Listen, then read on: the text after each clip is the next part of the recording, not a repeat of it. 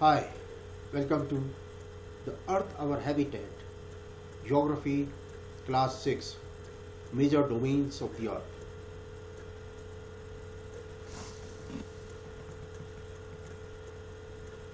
In this video, we will be discussing about atmosphere, composition of the atmosphere, layers of atmosphere, how the earth and its atmosphere gets heated, atmospheric pressure, and the domain biosphere, and at last some fun activity for you.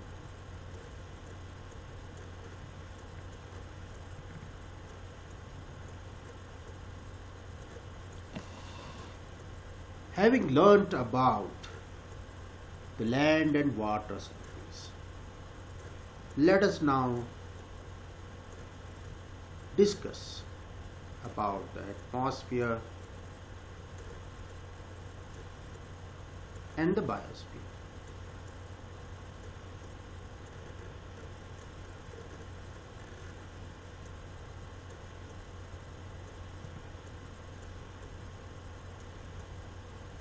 The earth is surrounded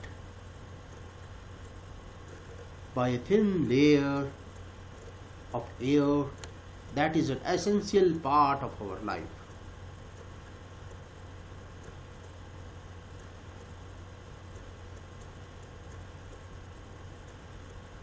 So, this is like a thin layer of blanket which protects the earth from extreme temperatures and also provides the air we breathe. So, the envelope of air that completely surrounds the earth is known as the atmosphere. It is the presence of the atmosphere with its abundant supply of oxygen that makes the earth a unique planet in the universe. The oxygen in the atmosphere has been responsible for the origin and growth of life on Earth.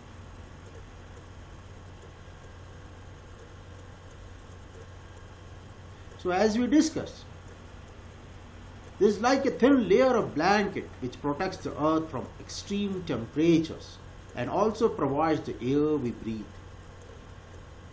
It extends for about 1,600 kilometers above the earth's surface and contains gases which are essential for life.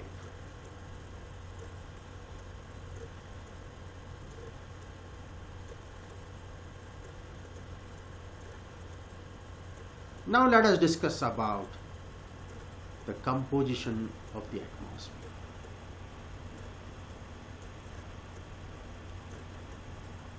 The atmosphere is a mixture of many different gases and tiny solid particles.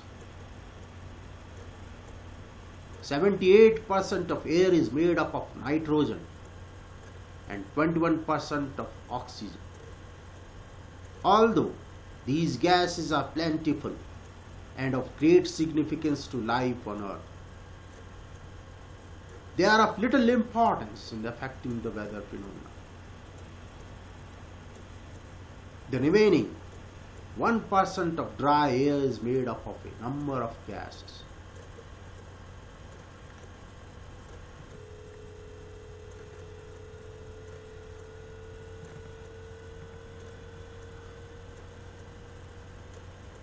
Role of nitrogen.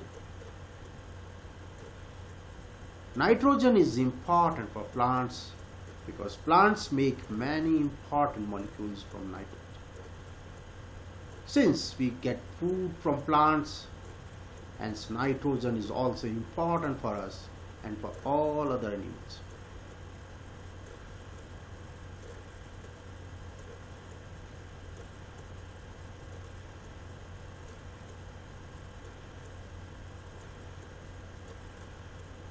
Role of oxygen. Oxygen is required by living beings for respiration.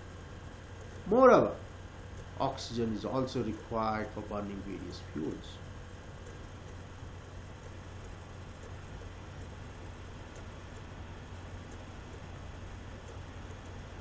Role of carbon dioxide. Carbon dioxide is utilized by plants during photosynthesis. You may recall that photosynthesis is the process by which plants make food. Carbon dioxide also helps in trapping the heat from the sun and prevents the heat from escaping the atmosphere of the earth. Thus, carbon dioxide helps in maintaining an ambient temperature on earth.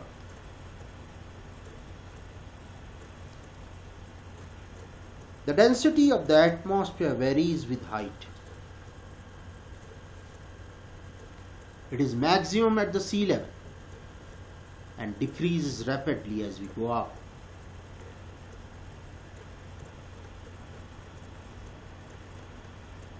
Look at the picture.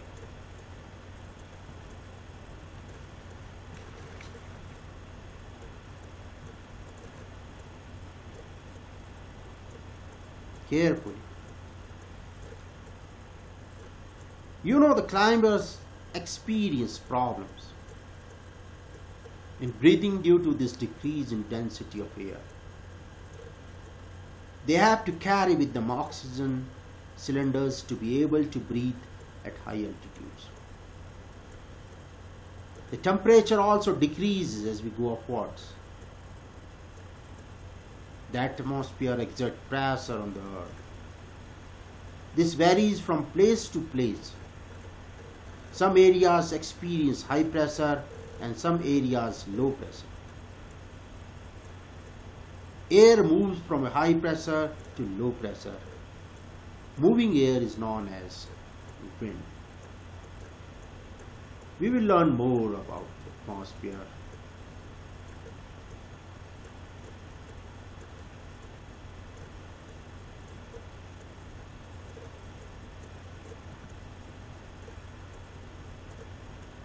Let us discuss the first layer of atmosphere, troposphere.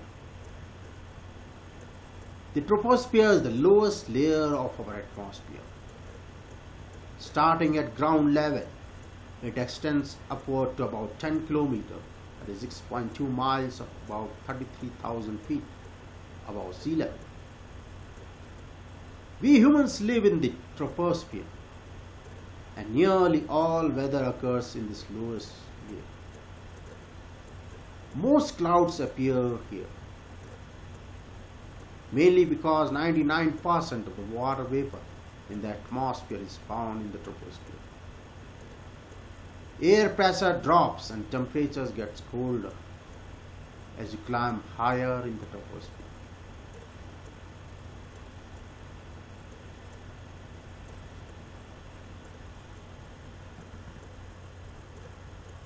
Let us now discuss about stratosphere. It is the second layer of the troposphere.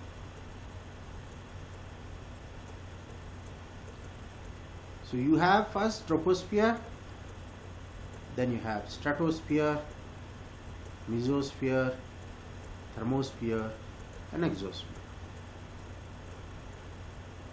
So we have discussed about the troposphere.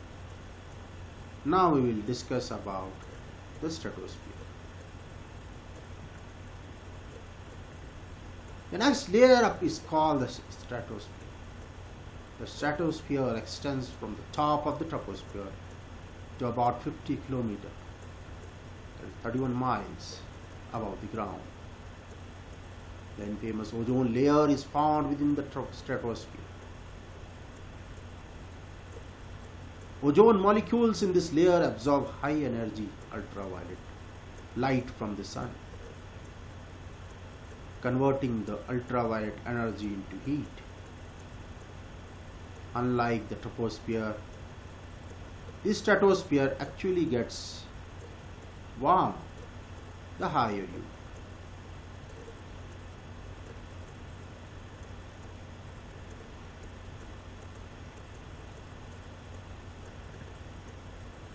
Now let us discuss about mesosphere. What's the picture now again? This is the third layer after stratosphere, mesosphere. Let us discuss more about this layer.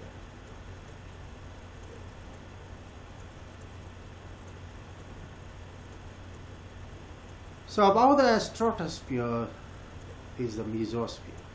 It extends upward to a height of about 85 kilometers. This is 53 miles above our planet. Most meteors burn up in the mesosphere, unlike the stratosphere. Temperatures once again grow colder as you rise up to the mesosphere.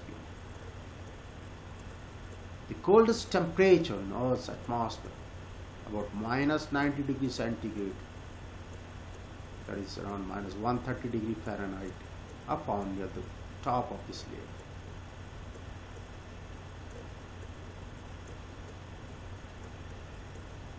Now let us discuss about the thermosphere.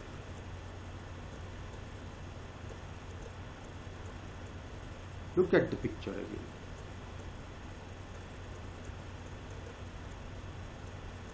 This layer is above the mesosphere.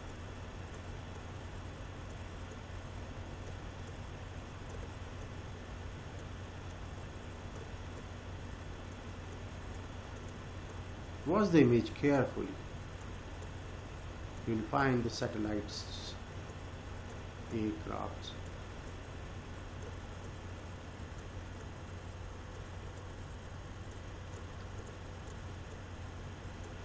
Moving in this air.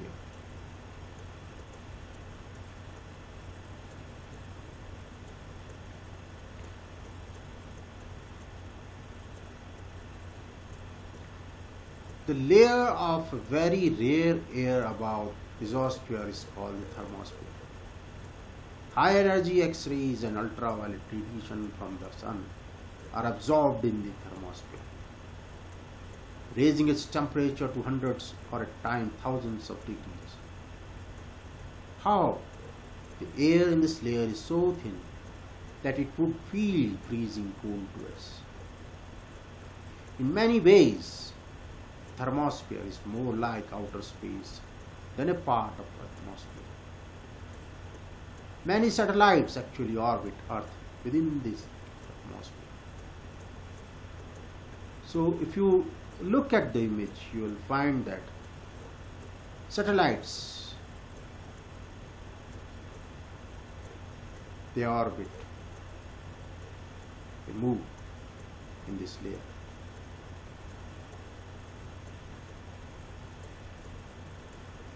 So troposphere is the layer where we live or life exists over here.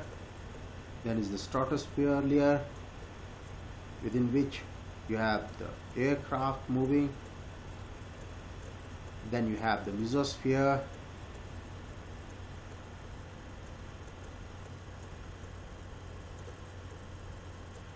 You know, in mesosphere, most meteors burn up in the mesosphere.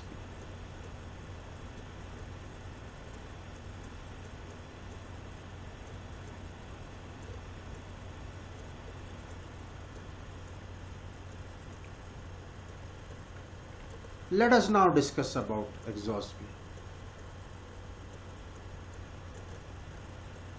Although some experts consider the thermosphere to be the uppermost layer of our atmosphere, others consider the exosphere to be the actual final frontier of the Earth gas assembly. As you might imagine, the air in the exosphere is very, very, very thin, making this layer even more space-like than the thermosphere.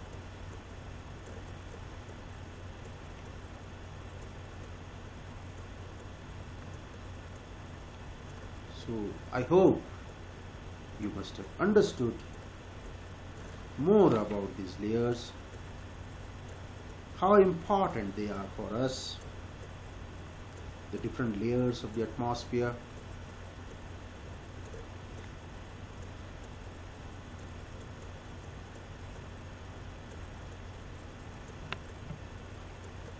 Now let us discuss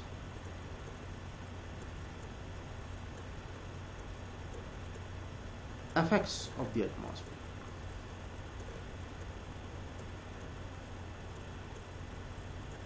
The atmosphere protects the earth by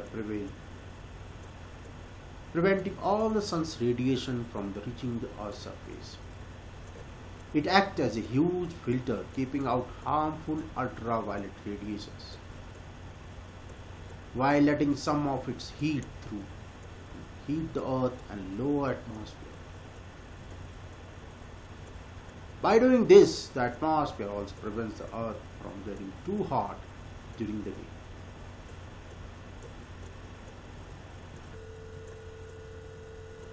So the atmosphere protects the earth by preventing all the sun's radiation from reaching the earth's surface. It acts as a huge filter, keeping out harmful ultraviolet radiation while letting some of its heat to heat the earth and lower atmosphere. By doing this, the atmosphere also prevents the earth from getting too hot during the day. The carbon dioxide and water vapor in the lower layers of atmosphere absorb the heat radiated from the earth's surface and keep the atmosphere warm even during the night. This is known as the greenhouse effect. The heating of the Earth's atmosphere to different temperature produces circulation in the atmosphere, leading to winds and precipitation. Precipitation is your rain, hail, snow, etc. So all forms of life are affected by the differences in weather conditions during different seasons.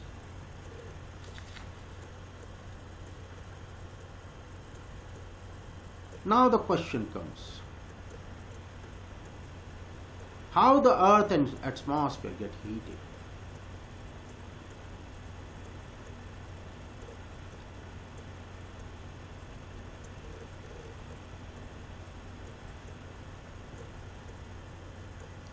You know that the ultimate source of energy to the planet Earth is Sun.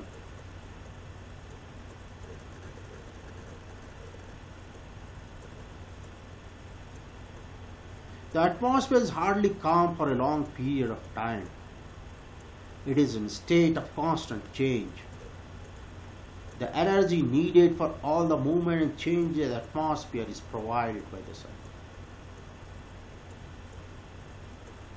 The flow of energy from the sun to the earth and then out in space is a complex system. It involves not only energy transmission by a form of radiation, but also energy storage and transport. Both storage and transport of heat occur in the gases, liquid and solid matter of the atmosphere, hydrosphere and lithosphere.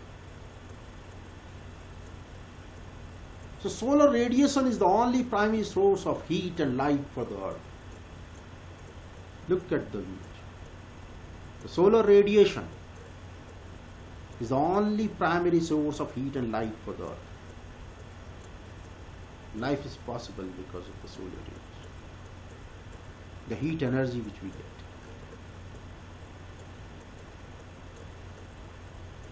And all processes takes place due to this solar radiation.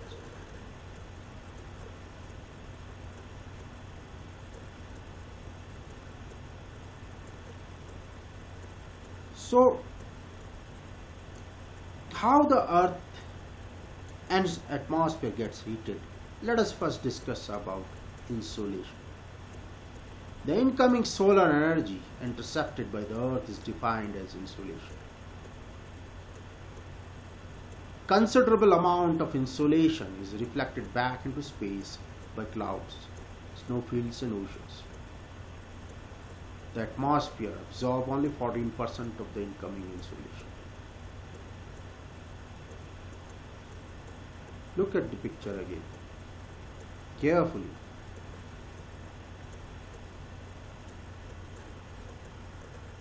The sun's energy travels to the earth as electromagnetic radiation, which can be thought of as energy moving in waves.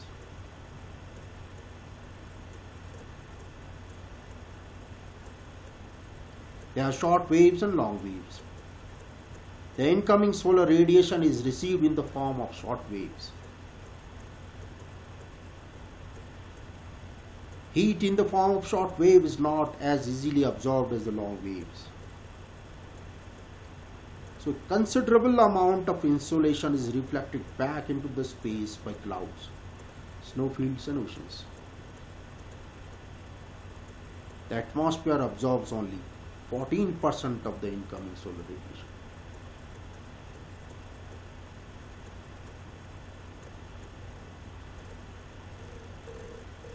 Another energy is radiated back. 51%, as you see in the picture, is absorbed by the earth. 4% is released by the surface again. And around 19% absorb atmospheres and clouds. 6% is scattered from atmosphere. 20% is scattered and reflected by clouds.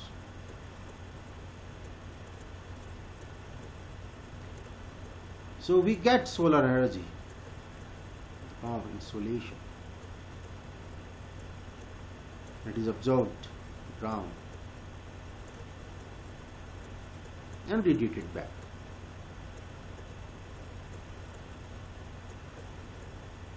So now the question comes, what is terrestrial radiation? The sun's energy absorbed by the Earth's surface and radiated out into space is called terrestrial radiation. So whatever energy is radiated out into space is called terrestrial radiation.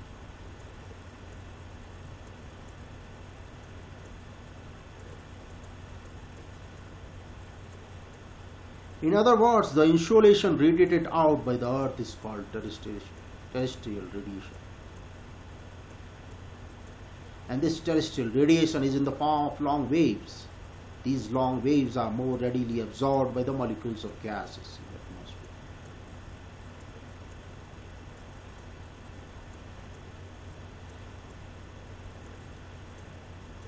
The atmosphere is heated more by terrestrial radiation given out by the Earth than by the incoming insolation. The atmosphere also gives out the heat absorbed. Thus a balance is maintained between the amount of heat that enters the Earth's atmosphere and that which leaves it. The atmosphere acts like a blanket. So as we discussed, atmosphere acts as a blanket.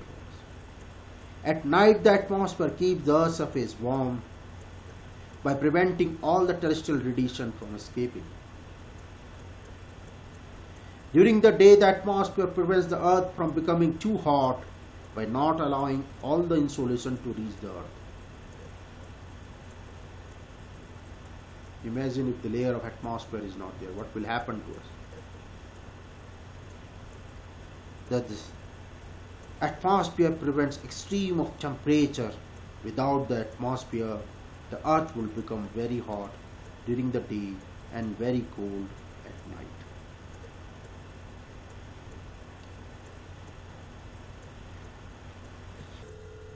Look at this picture. You will see convection and conduction over here. Now what is this? Lands get heated through the process of conduction. So when land gets heated, it is the process of conduction. So land gets heated through the process of conduction. As rocks are bad conductor of heat, insolation heats up the thin surface layer quickly. So land surface gets heated quickly compared to the water bodies. Water surface gets heated by the process of convection. Insolation goes below the surface of water in greater depth than on land and is distributed over a larger volume.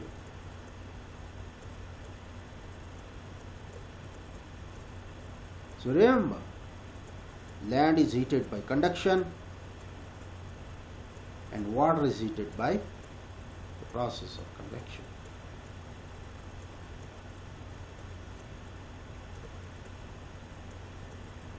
So remember, the temperature we experience is the temperature of the atmosphere. And the atmosphere gets heated more by the terrestrial radiation reflected by the earth.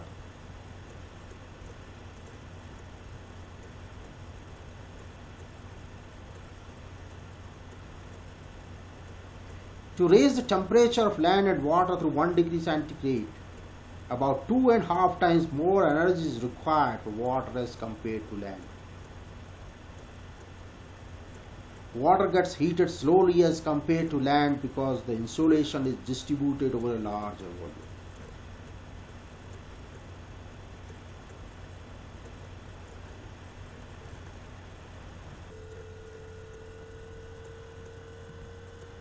So you must have understood now how the earth and its atmosphere gets heated. Let us now discuss about the atmospheric pressure.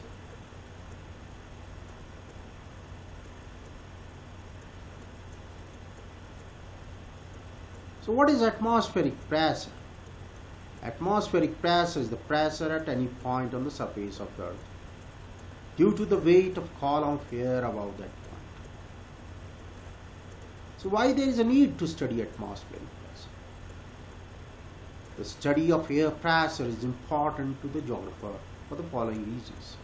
It creates winds, it influences weather forecasting, etc.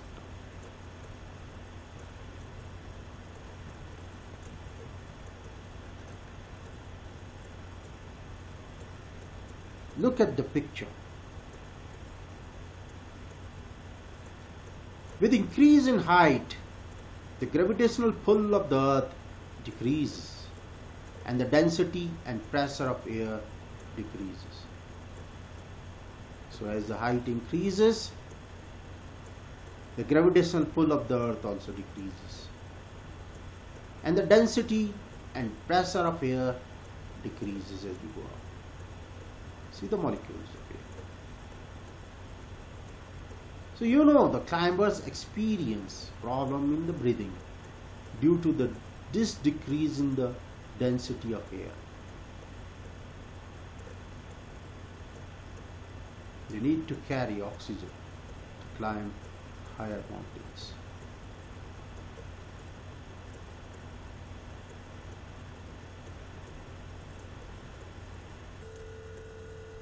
So, factors affecting atmospheric pressure. Altitude. Atmospheric pressure decreases with increase in altitude. The decrease in pressure is about 1 centimeter of mercury for every 110 meter of ascent. Reason? Air is compressible.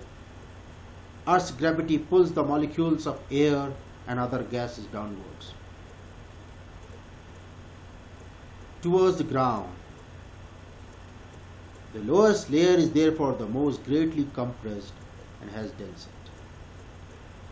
This is the dense layer. The dense layer closer to the surface of the earth exert greater pressure than the rarer or less dense layers higher up in the Earth's atmosphere. Look at the picture carefully. High pressure over here and low pressure over here. Atoms are pressing down on the guy at the top of the mountain. At the lower level, high pressure, atoms pressing down on the guy at the bottom of the mountain.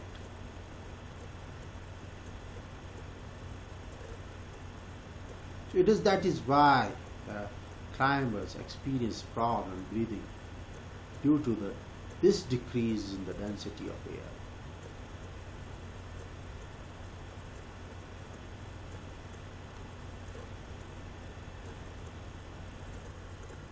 Another important factor affecting atmospheric pressure is the temperature. Atmospheric pressure decreases with increase in temperature. When the temperature rises, air expands. The molecules of air move far apart, become less dense. Look carefully.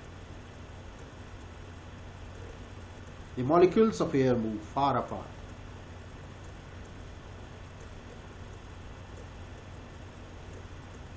And hence exert less pressure. That is why pressure becomes less over here. Another important factor which affects atmospheric pressure is the moist air exerts less pressure than the dry air. Reason: most humid air is lighter than dry air. So moist air or the humid air is lighter than dry air.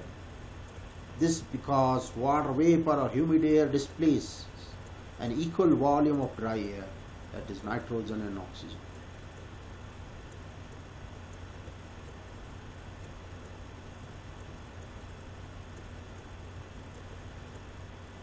So these are the factors which affect the atmospheric pressure. Now there is effects of air pressure also. Winds are caused due to the differences in air pressure. Warm air is light. As it rises, it cools and spreads. Once it has cooled, the air starts to sink back to the earth. So remember the fact that moves the wind always move from high pressure to low pressure. The region where the air rises, an area of low pressure is created. And the region where the air sinks, an area of high pressure is created. Since the atmosphere constantly works to restore a balance, air moves in from an area of high pressure to an area of low pressure. This movement of air is known as wind.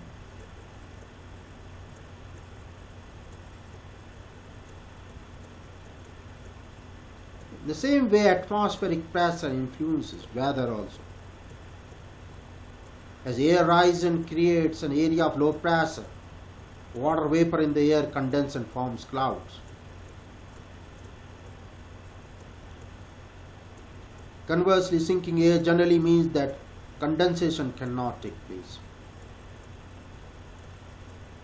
Low air pressure is therefore associated with cloudy skies and wet weather. So low pressure is associated with cloudy skies and wet weather. And high pressure is normally associated with clear and sunny skies. So I hope you must have now understood about the atmospheric pressure also. To understand more about the atmosphere, its importance, let us watch a small video.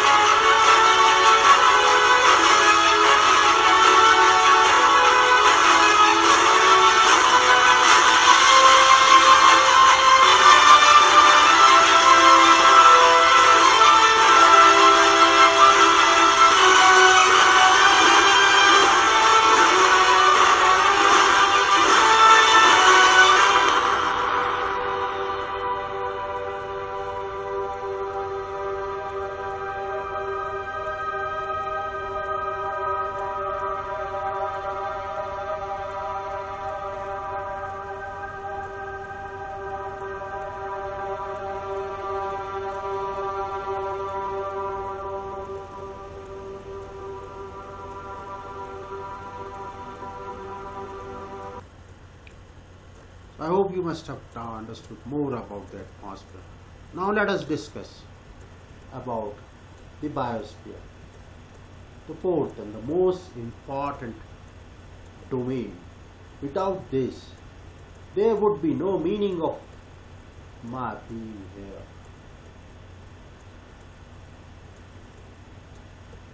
So look the picture carefully. Atmosphere, hydrosphere, and the lithosphere where they meet on the biosphere. The living world. All kinds of animals, plants. You can say the life exists over here.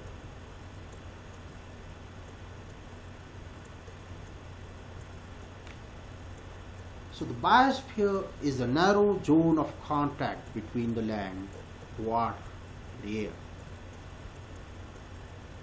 It is in this zone that life that is unique to this planet exists. There are several species of organisms that vary in size from microbes and bacteria to huge mammals. All the living organisms, including humans, are linked to each other and to the biosphere for survival.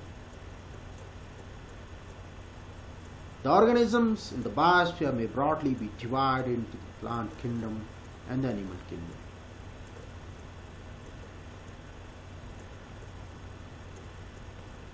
The three domains of the earth interact with each other.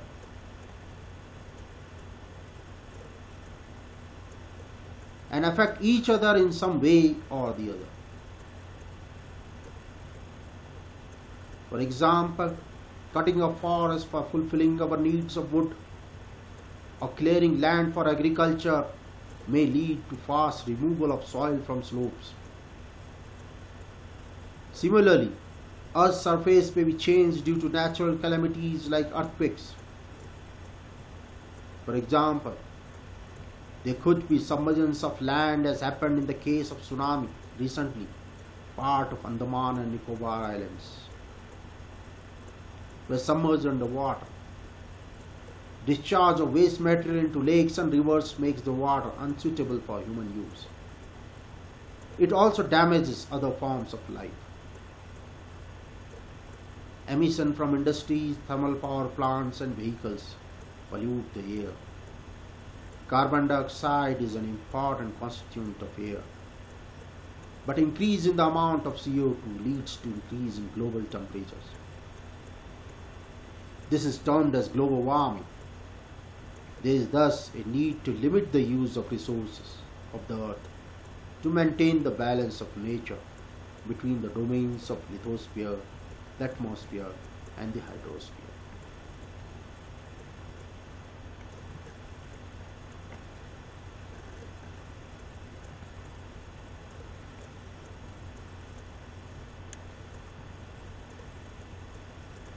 So carbon dioxide is necessary for maintaining a certain temperature on Earth.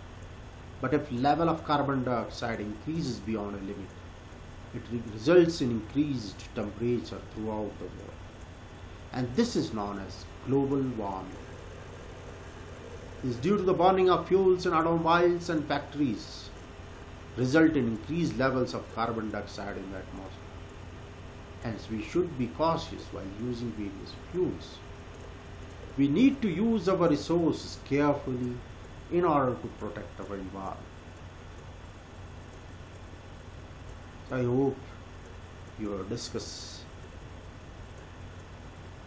You must have understood the importance of all these four domains of the planet Earth. At last, some fun activity for you, things to do. You must have seen jet planes or the planes, fighter planes, aeroplanes flying high in the sky. So a jet plane flying high in the sky leaves behind a white trail. Think it. Why it is. Hope you must have enjoyed. Thank you. Meet you in the next one.